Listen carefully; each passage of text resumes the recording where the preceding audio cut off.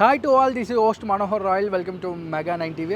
ఇప్పుడైతే లైలా టీజర్ అయితే మనం చూసాము. హీరో విశ్వక్ సేన్ మాస్కా దాస్ అయితే ఒక మంచి టీజర్, ఒక మంచి సినిమాతో అయితే మన ముందుకు రాబోతున్నారు. ఇప్పుడైతే టీజర్ అయితే లైలా టీజర్ అయితే నేను చూశాను. నాకైతే చాలా ఫ్రెష్ లుక్లో కనిపించాడు విశ్వక్ సేన్. చాలా కష్టపడి స్వయం కృషితో ఎదిగిన చిరంజీవి గారిని చూసాము. ఇప్పుడు ఇండిపెండెంట్గా నిలబడి తనకి తను మలుచుకుంటూ ఒక శిల్పాన్ని చెక్కి ఒక శిల్పాన్ని, ఒక రాయిని ఈ చెక్కి శిల్పం ఎలా అయితే తయారవుతుందో అలాగే తను విశ్వక్ సేన్ని తనని తను చెక్కుకుంటూ ఈ పొజిషన్కి వచ్చి సినిమాల మీద సినిమాలు చేసుకుంటూ డిఫరెంట్ జోనర్స్తో మన అందరినీ అలరిస్తూ ఇప్పుడు మళ్ళీ కొత్త సినిమా ఒక లైలాతో అయితే మన ముందుకు రాబోతుంది. అసలు లైలా టైటిలే చాలా క్యాచీగా, చాలా కొత్తగా అనిపించింది. నాకు తెలిసి నేను ఈ టీజర్ వచ్చేసి దాదాపుగా మనకి 1 minute 44 seconds అయితే ఈ టీజర్ అయితే రిలీజ్ చేశారు.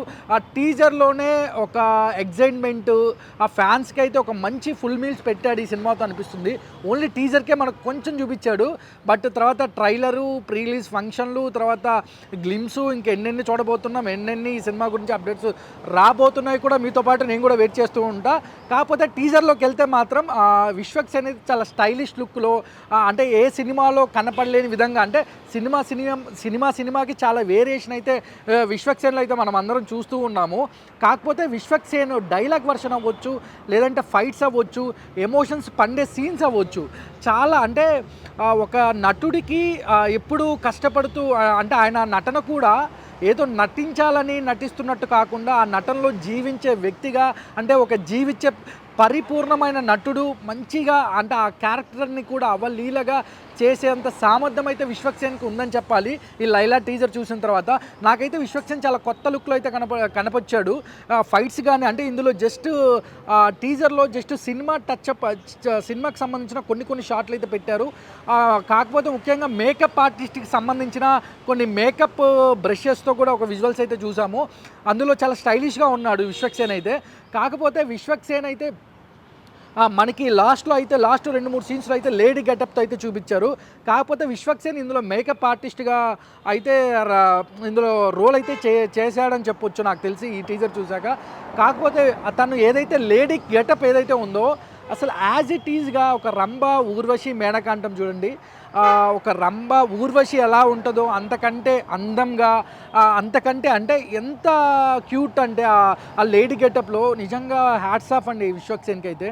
ఎందుకంటే ఇలాంటి క్యారెక్టర్లు ఏ నటుడు కూడా, ఒక లేడీ అంటే ఒకప్పుడు ఆర్టిస్టులు, ఒకప్పుడు సీనియర్ యాక్టర్లు చేసేవాళ్ళు, బట్ ఈ జనరేషన్లో ఇప్పుడు ఇలాంటి రోల్స్ అయితే విశ్వక్ సేన్ ఎంచుకోవడము, ఈ స్టోరీని పింగ్ చేసుకొని తను నటించడము లేడీ గెటప్లో అనేది నిజంగా హ్యాట్స్ ఆఫ్.